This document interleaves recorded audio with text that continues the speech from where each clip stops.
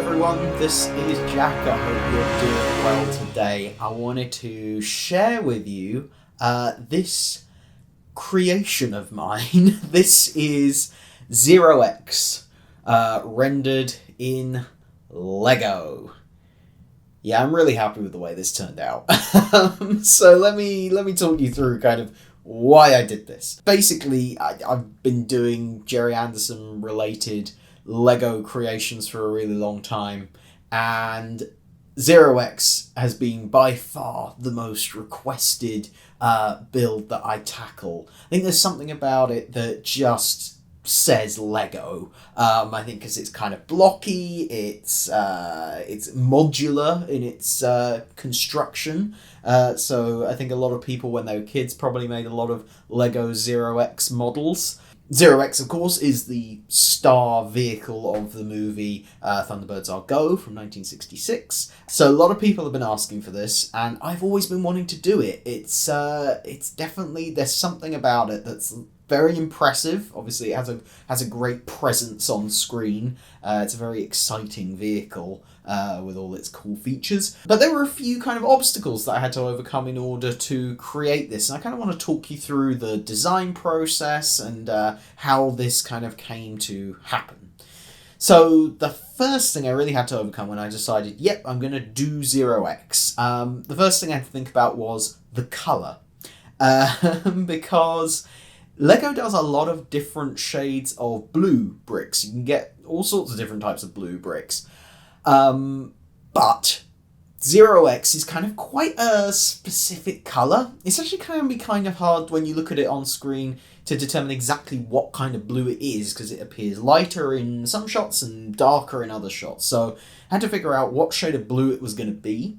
And then I had to think about okay, well, if I want it to be that colour, are the parts available? Because Lego doesn't make every part in every colour. So it's like, okay, well, we've got to balance here what the shade of blue is going to be versus what parts I need. And so I did a little bit of investigation, decided that dark blue was going to be the best way forward. And I think, from looking at this now, I wouldn't have done anything else, because it looks pretty accurate to how it appears on screen, and it really did give me the best kind of selection of parts. Did have to get a bit creative at sometimes. You know, there's still dark blue is still quite it's a less common color for Lego, so not all the parts were available. So had to get a bit creative sometimes, but I think for the most part I got away with it.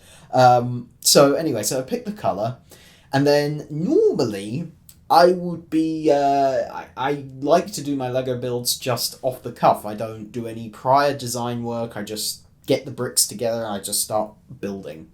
The problem was I really didn't have, prior to doing this, any dark blue bricks at all. So I was going to have to order the parts. And I thought, well, if I'm going to order parts, I should probably just order the ones that I'll need. So I used a design program on the computer called Studio. It's produced by Bricklink. Bricklink being sort of the #1 marketplace on the internet for buying Lego. So that's what I did. I got into that program and I started design work. Started with the MEV at one end, determined that, okay, well, the best size is probably 6 studs wide for the main body and just over 2 bricks high. So once I'd done the MEV in that sort of size, in that sort of scale, I worked on the main body and, you know, just had to figure out how long the whole thing was going to be. That was kind of an interesting challenge. And then the lifting bodies, figuring out how those were going to attach on, and then the nose cone at the very end. And, you know, when you're designing digitally, obviously it's great because you can, you know, pull in all the parts that you could possibly want. Basically, Studio gives you access to every brick in every colour that's available, which is fantastic. But when you're building, you don't necessarily know how it's all going to come together, and particularly with Zero-X, because it is made of these different component parts, it was a little bit kind of worrying, not quite knowing exactly how sturdy this thing was going to be when it came together. You don't really get a sense until you've got something like this in your hands exactly how good it's going to go, or how well it's going to go, I should say. So once I had designed it, I ordered all the parts from Bricklink. I think it came from about 5 different stores in the end. And just waited for the parts to arrive, and as soon as they did, I got started. I built the thing, and here we are. And I have to say, I'm so happy with how this has turned out. It clocked in at just over 700 parts. I'm sure the number will come up on screen and correct me as to exactly how many parts it ended up being. But I can tell you that in total, assembled like this, it is 23 inches long and about 13.5 inches wide in terms of wingspan.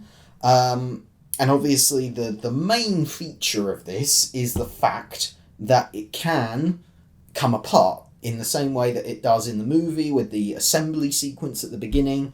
The lifting bodies, the nose cone, the MEV can all be separated. So I'm just going to kind of run you through that, and then I'll put it back together again and show you what it looks like in takeoff and landing mode. Yes, there's a separate mode for that in terms of how you want to display it. So right now it's in sort of flight mode. I've got these transparent bricks underneath to hold it up, but yeah, just to show you, like, it's really simple. Like, the nose cone is just clipped on here onto the front of the MEV, so let's just you have to be kind of careful about it, but for the most part it just comes off like that, and that's the nose cone just in one section. This was a really tricky shape to get right. Actually, it was really quite difficult. So yeah, really happy with how this turned out, this nose cone piece.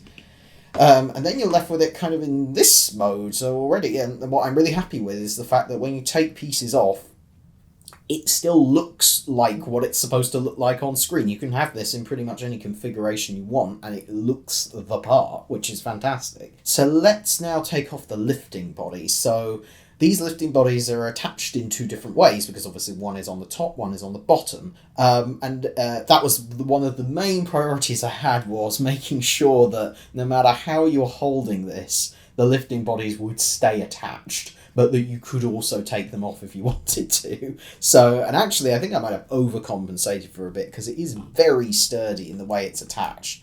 When I take that off, you see this front bit stays on. There's a Technic pin that holds it in there. There it is. I'm, again, really happy with the way this turns out. I think it looks okay on its own. Like, it looks like the lifting body. It's not like it's a kind of part that has to be attached. You can just have it separate. So that's lift body 1. Lift body 2 is very similar. When I was designing it, I pretty much copy and pasted lift body 1 and just had to make a few adaptations so it could attach to the bottom. And this is done with a very simple bit of studs on the side construction there, so the studs and that attaches to the plates underneath. But there you go. That is the main body with just the MEVs. Obviously, when it's in space, this is how Zero-X flies, and I think it looks really good still. Obviously, it's much simpler, it's much more stripped down, but it's got all the details there. I'm really happy with how the thrusters and stuff on the back came out in the end. And of course, the MEV is attached on the front there.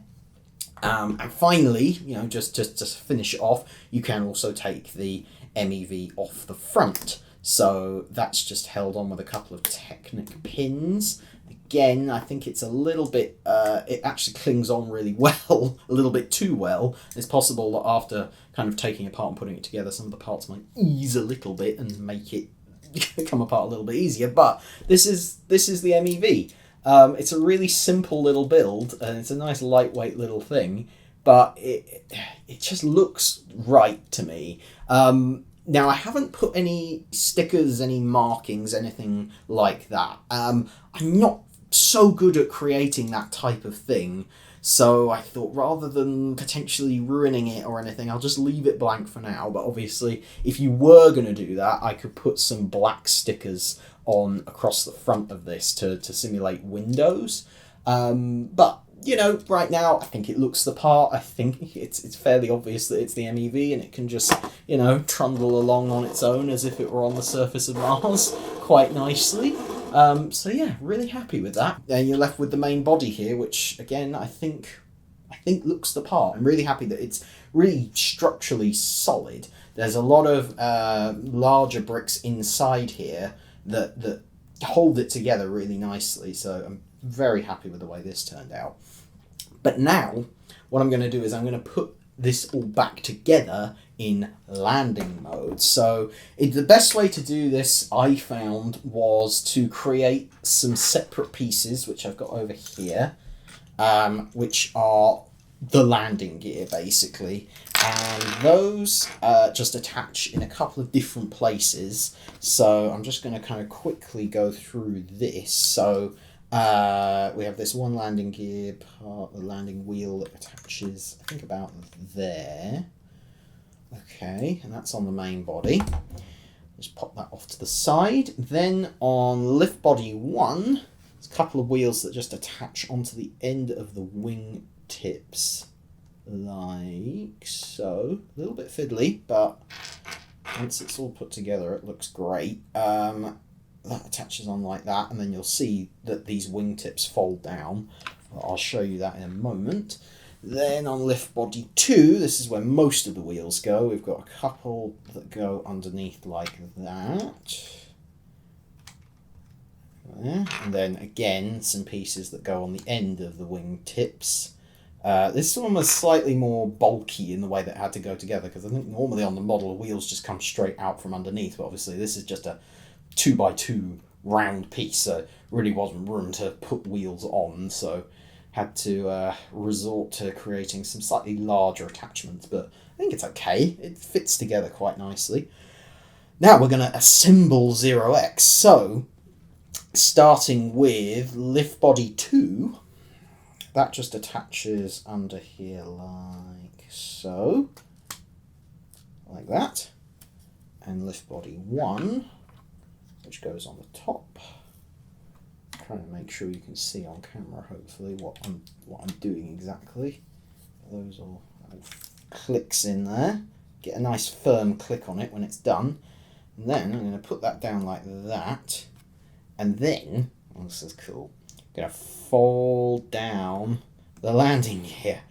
And when I was designing, it was really important to make sure that everything was going to be the right height so that these wingtips would touch the ground, which they do. So then the next step is that the MEV will obviously drive along from the main building or whatever it's going to do.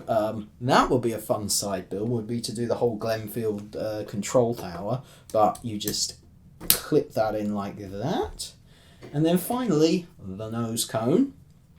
Again, just slide that over the top. It's kind of molded around the front of the MEV, and then it just clips onto some studs at the top. So that's it. That's Zero-X in landing mode, or takeoff mode, I suppose you could say. You never actually see Zero-X land. It always crashes. But yeah, that's Zero-X in takeoff mode. Yeah, I probably prefer displaying it in flight mode with the wings fully extended and everything, but I love the fact that these can just kind of come up and down like that. Just, that's actually quite a nice smooth motion. But yeah, that's Zero-X. If you're interested in how this whole thing actually comes together, I've actually made the instructions available to download as a PDF from my website, securityhazard.net. Just go along there and you'll see in the Lego section an article on this Zero-X build, as well as a number of my other Gerry Anderson Lego creations. So feel free to go along there, take a look. There's even a parts list, so if you're really interested in building this yourself, you could go along and order the parts for yourself. But yeah, that's it. That's Zero-X. Really happy with this. Looking forward to doing more Gerry Anderson related Lego builds in the future, and I hope you'd be interested in joining me to talk about that. So thanks very much for watching, and I will see you again soon. Bye bye.